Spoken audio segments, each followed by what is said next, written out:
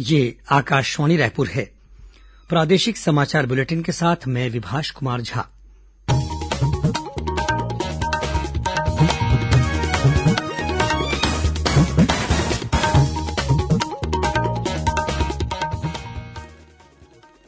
और अब पेश है आज के मुख्य समाचार।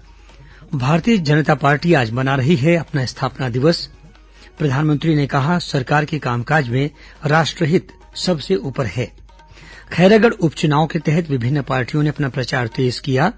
भाजपा ने आज पेश किया 25 बिंदुओं का आरोप पत्र। छत्तीसगढ़ के सरकारी स्कूल में प्राथमिक और माध्यमिक कक्षा के विद्यार्थियों को निःशुल्क गणवेश का वितरण 16 जून के पहले करने के निर्देश।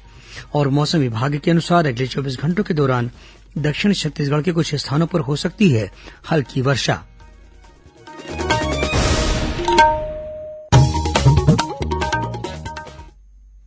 और अब समाचार विस्तार से।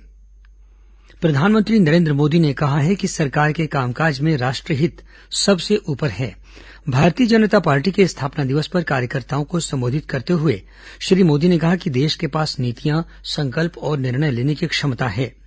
उन्होंने कहा कि सरकार आज केवल लक्ष्य ही निर्धारित नहीं करती, बल्कि उसे हासिल भी करती है। उन्होंने कहा कि देश ने हाल ही में अब तक का सबसे अधिक $400 अरब मूल्य का निर्यात किया है। आज छत्तीसगढ़ में भी प्रदेश भाजपा इकाई ने स्थापना दिवस पर विभिन्न कार्यक्रमों का आयोजन किया। कुशाभाऊ ठाकरे परिसर स्थित प्रदेश भाजपा कार्यालय में ध्वजारोहण के साथ स्थापना दिवस मनाया गया। इस कार्यक्रम में केंद्रीय इस्पात और ग्रामीण विकास राज्य मंत्री फग्गन सिंह कुलस्ते, पार्टी के राष्ट्रीय उपाध्यक्ष और पूर्व मुख्यमंत्री डॉक्टर रमन सिंह, प्रदेश भाजपा अध्यक्ष विष्णुदेव साय सहित बड़ी संख्या में भाजपा पदाधिकारी और कार्यकर्ता उपस्थित थे। इस मौके पर केंद्रीय मंत्री फग्गन सिंह कुलस्ते ने कहा कि भारतीय जनता पार्टी कार्यकर्ताओं की पार्टी है। अपने संबोधन में प्रदेश भाजपा अध्यक्ष विष्णुदेव साय ने कहा कि पार्टी कार्यकर्ताओं की बदौलत आज भाजपा दुनिया की सबसे बड़ी राजनीतिक पार्टी बन गई है। कार्यक्रम को भाजपा के राष्ट्रीय उपाध्यक्ष और प्रदेश के पूर्व मुख्यमंत्री डॉक्टर रमन सिंह ने भी संबोधित किया। रायपुर के अलावा प्रदेश के अन्य जिलों में भी भाजपा कार्यकर्ताओं ने स्थापना दिवस मनाया। और राजनांदगांव जिले के छुईखदान में आयोजित कार्यक्रम में नेता प्रतिपक्ष धरमलाल कौशिक विशेष रूप से शामिल हुए। भारतीय जनता पार्टी कल 7 अप्रैल से सामाजिक न्याय पखवाड़ा मनाएगी। 20 अप्रैल तक पार्टी के कार्यकर्ता सरकार की कल्याणकारी योजनाओं की जानकारी देने के लिए बूथ, ब्लॉक और जिला स्तर पर कार्यक्रम आयोजित करेंगे। पार्टी की ओर से समाज सुधारक ज्योतिबा फुले की जयंती पर 9 अप्रैल को और डॉक्टर भीमराव अंबेडकर की जयंती पर 14 अप्रैल को देश भर में विभिन्न कार्यक्रमों का आयोजन किया जाएगा। खैरागढ़ विधानसभा उपचुनाव के लिए प्रचार अब काफी तेज हो गया है।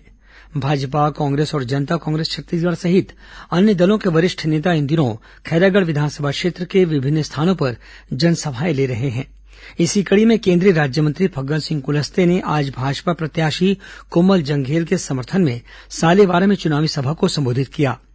इस सभा में राजनांदगांव के सांसद संतोष पांडेय, पूर्व मंत्री और भाजपा प्रवक्ता केदार कश्यप, भाजपा महामंत्री किरण देव और पूर्व सांसद अभिषेक सिंह सहित अन्य पदाधिकारी भी मौजूद थे। जनसभा को संबोधित करते हुए श्री कुलस्ते ने प्रधानमंत्री आवास योजना के तहत प्रदेश के हितग्राहियों को पर्याप्त संख्या में मकान नहीं मिल पाने के लिए राज्य सरकार को दोषी ठहराया। वहीं केंद्रीय राज्य मंत्री प्रहलाद पटेल ने आज अमलीडीहकला, पीपरिया और उदयपुर में भाजपा प्रत्याशी के समर्थन में अलग अलग जनसभाओं को संबोधित किया। अपने संबोधन में श्री पटेल ने केंद्र सरकार की अनेक उपलब्धियां गिनाई। इस बीच भाजपा प्रत्याशी के समर्थन में आज प्रदेश के पूर्व मुख्यमंत्री और पार्टी के राष्ट्रीय उपाध्यक्ष डॉक्टर रमन सिंह ने अन्य पदाधिकारियों के साथ मिलकर राज्य सरकार के खिलाफ आरोप पत्र जारी किया। 25 बिंदुओं के इस आरोप पत्र में कहा गया है कि केंद्र सरकार की विभिन्न योजनाओं को हितग्राहियों तक पहुंचाने में राज्य सरकार नाकाम रही है। प्रदेश के मुख्यमंत्री भूपेश बघेल ने भी आज कांग्रेस प्रत्याशी यशोदा वर्मा के समर्थन में विभिन्न स्थानों पर जनसभाएं ली। सलोनी, बीजलदेही, अतरिया और बोराई गांव में अलग अलग आम सभाओं को संबोधित करते हुए श्री बघेल ने राज्य सरकार की विभिन्न उपलब्धियों की चर्चा की। उन्होंने कहा कि इस उपचुनाव के लिए कांग्रेस ने अपने घोषणा पत्र में खैरागढ़ को जिला बनाने का वादा किया है। वहीं प्रदेश के स्वास्थ्य मंत्री और वरिष्ठ कांग्रेस नेता टीएस सिंहदेव ने भी आज कांग्रेस प्रत्याशी यशोदा वर्मा के समर्थन में विभिन्न स्थानों पर जनसंपर्क किया। जालबांधा में उन्होंने स्थानीय लोगों से मुलाकात कर कांग्रेस प्रत्याशी के पक्ष में समर्थन मांगा। इस बीच खैरागढ़ उपचुनाव के लिए दिलीपुर निवासी 102 वर्षीय बुजुर्ग रामचरण सेन ने डाक मतपत्र के जरिए अपना मतदान किया है।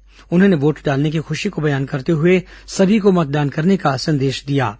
गौरतलब है कि खैरागढ़ उपचुनाव के लिए 80 वर्ष से अधिक आयु के बुजुर्ग और दिव्यांग मतदाताओं के लिए डाक मतपत्र की व्यवस्था की गई है। इन मतदाताओं से वोट डलवाने के लिए विभिन्न क्षेत्रों में मतदान दलों को विशेष रूप से जिम्मेदारी दी गई है। खैरागढ़ विधानसभा क्षेत्र में बुजुर्ग मतदाताओं की संख्या 1612 है। जिला निर्वाचन कार्यालय द्वारा इन सभी मतदाताओं से वोट डलवाने के प्रयास किए जा रहे हैं। केंद्रीय खाद्य प्रसंस्करण और जल शक्ति राज्य मंत्री प्रहलाद सिंह पटेल ने कहा है कि देश के विभिन्न राज्यों में प्रचलित स्थानीय खान पान की वस्तुओं की राष्ट्रीय और अंतर्राष्ट्रीय स्तर पर बिक्री करने के लिए केंद्र सरकार विशेष प्रयास कर रही है ताकि भारत के पारंपरिक खान पान को विश्व मंच पर पहचान दिलाई जा सके। इसके लिए स्थानीय खाद्य पदार्थों में वसा की मात्रा को कम करने के साथ ही उसकी आकर्षक पैकेजिंग पर भी ध्यान दिया जा रहा है।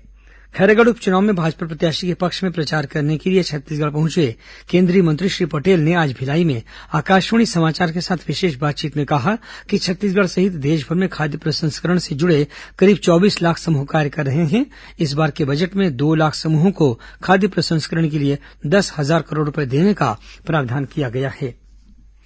प्रादेशिक समाचार आप आकाशवाणी रायपुर से सुन रहे हैं।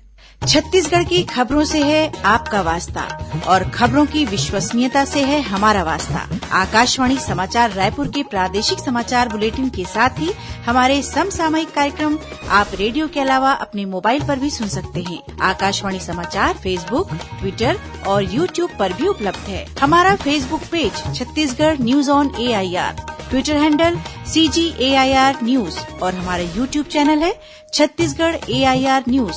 तो अब रेडियो के साथ ही आपके मोबाइल के जरिए भी हम पहुंच रहे हैं आप तक। छत्तीसगढ़ की हर खबर के लिए सुनते रहिए आकाशवाणी समाचार। और अब आगे बढ़ते हैं बाकी के समाचारों की ओर। छत्तीसगढ़ के सरकारी स्कूलों में प्राथमिक और माध्यमिक कक्षा के विद्यार्थियों को निःशुल्क गणवेश का वितरण शाला प्रवेश के पहले यानी 16 जून के पहले किया जाएगा। लोक शिक्षण संचालक ने शिक्षा विभाग के अधिकारियों को निःशुल्क गणवेश का वितरण कार्य 16 जून तक पूरा कराने के निर्देश दिए हैं। स्कूल शिक्षा विभाग के अनुसार राज्य के सभी सरकारी स्कूलों के विद्यार्थियों को गर्मी की छुट्टी लगने से पहले 15 जून तक गणवेश के 2-2 सेट उपलब्ध कराए जाएंगे। वहीं पंजीकृत मदरसों के विद्यार्थियों के लिए 1 सेट उपलब्ध कराया जाएगा।